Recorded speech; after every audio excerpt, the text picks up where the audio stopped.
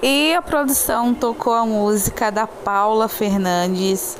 E o MC Guimê não segurou a emoção e foi lá para perto da piscina, tava chovendo, e ele cantando e lembrando da mulher dele, né, a Lesha.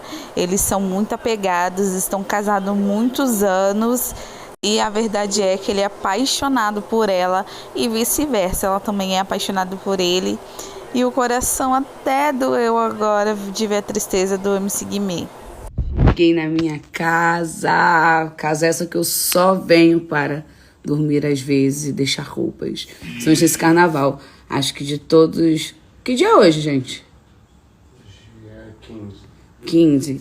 É a segunda vez que eu piso em casa esse mês. De 15 dias é o segundo dia que eu vou dormir aqui. Loucura, né? E sabe aquela ducha que lava a alma? Então foi isso que eu tomei agora. Eu tenho uns glitters ainda perdidos pela minha cara aqui. E amanhã... Olha o amor da vida da mamãe ali atrás. E amanhã tem encontro com a Patrícia Poeta.